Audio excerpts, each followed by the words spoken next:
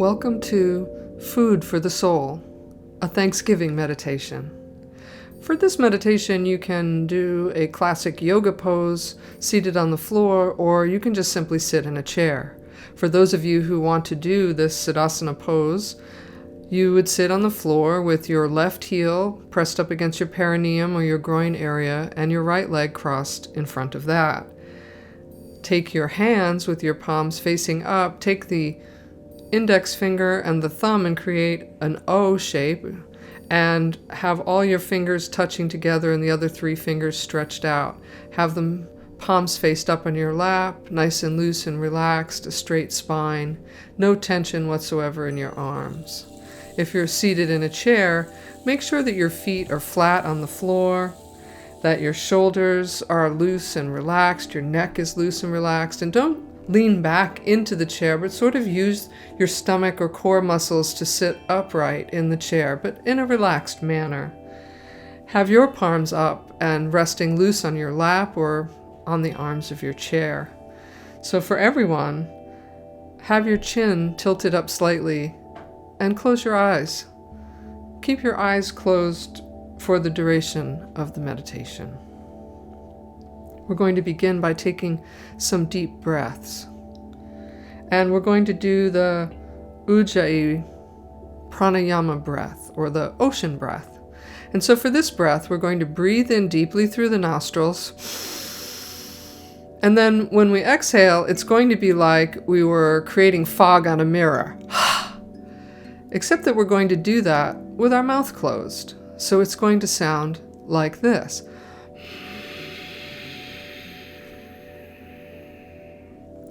So we breathe in gently through the nose, deeply, all the way to the bottom of the pit of the belly, the whole cavity, inhale, and then exhale with the mouth closed and just a little rumble in the back of the throat.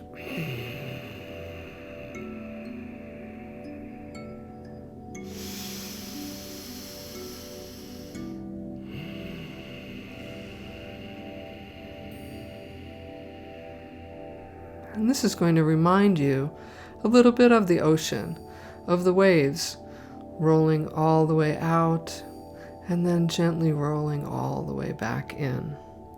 So let's take a deep breath in through the nostrils, using the throat sound, exhale.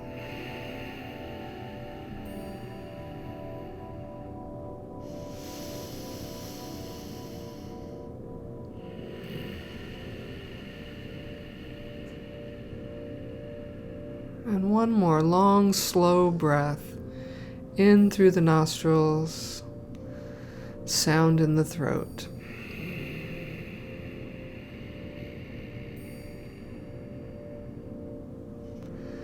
And just simply sit here and be. Just simply be present in this moment. Feel yourself sinking into your body.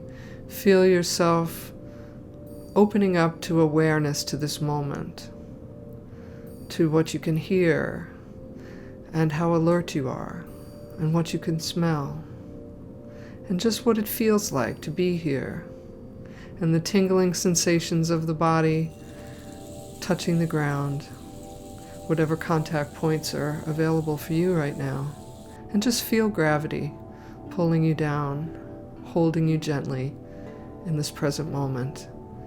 And I'm going to tell you a story, a Thanksgiving story. In the year 1620, the Pilgrims landed from the Mayflower in Plymouth, Massachusetts. George Sewell was a man in his 20s who was a servant on the ship. He later went on to have 9 children. He is my ancestor.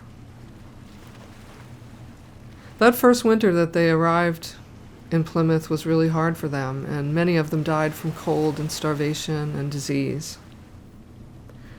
The Wampanoag Indians, who were the tribe of that area, knew that they were there, but just watched them from a distance, and they figured that since they brought women and children, they probably weren't very dangerous, that they planned to stay, and they sort of let them be.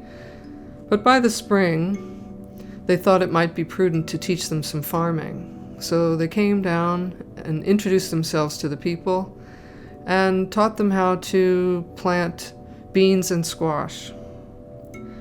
And the farmers, or the pilgrims, were so excited when their harvest came in the fall that they decided to have a feast.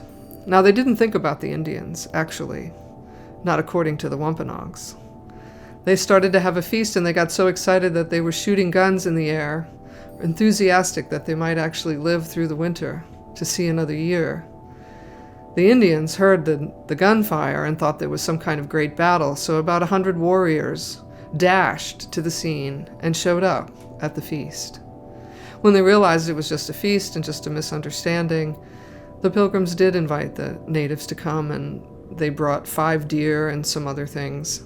And they ate seafood and fish and believed to be a few other things at this great first feast in 1621. So this Thanksgiving is 400 years from that very first meal that was shared. But what really happened after that first feast? Was it just 400 years of celebration, of gratitude together? Unfortunately, no. The Wampanoags were forced off their lands, forced to convert to Christianity.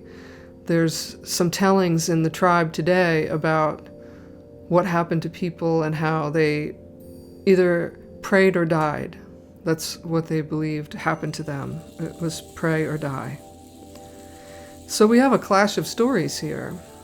In one telling, we have the pilgrims who risked everything for a new life, ironically for religious freedom.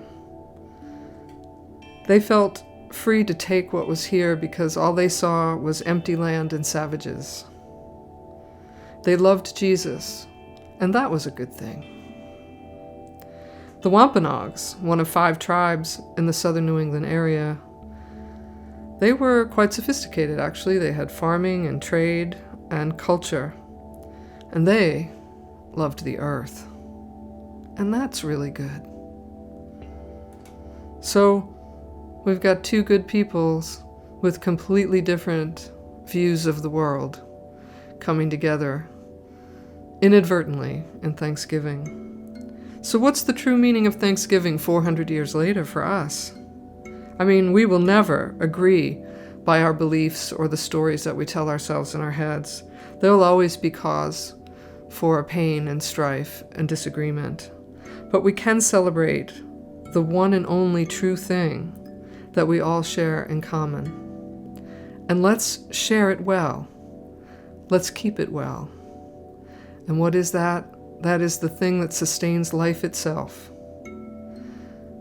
And that is what we need to be grateful for.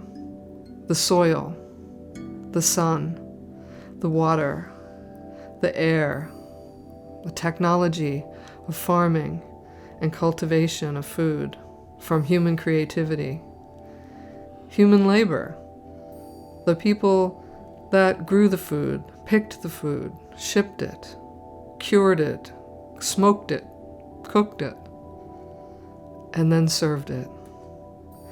All of the animals and plants that become life-sustaining ingredients for us, the ingredients that actually, literally, become us. Let there be room at the table for all beliefs, dreams, hopes, and feelings. Let us tend to our own inner garden and share the fruits of the earth with each other. Let us share the sustaining well-being of life.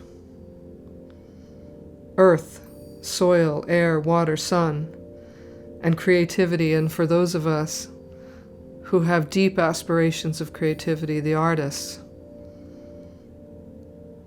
let us also celebrate that life-giving force which allows us to freely express the truth of ourselves. As I personally expand the scope and capability of my inner life, I see how vast it is. There's no need for me to impose my beliefs or my understandings on anyone. The world inside myself is so big, it's plenty big enough for me. The only thing that I really need to share with others is the thing that sustains us all. And if we could keep it that simple, we would have so much to be grateful for, and so much of a common table to sit at and share our lives with. So at this 400-year anniversary of Thanksgiving, let's be grateful for life-sustaining well-being of all life. Not worry about who's right and who's wrong, but what we all share in common. And I'll close the meditation with a Native American blessing. May Mother Earth guide your feet. May Father Sky keep his arms around you. May Grandfather Sun warm your cold days. May Grandmother Moon keep the glow in your heart. May the star nations light the way to the next destination, and the Great Spirit always keep you shielded from the pain. Blessings to you on this wonderful Thanksgiving.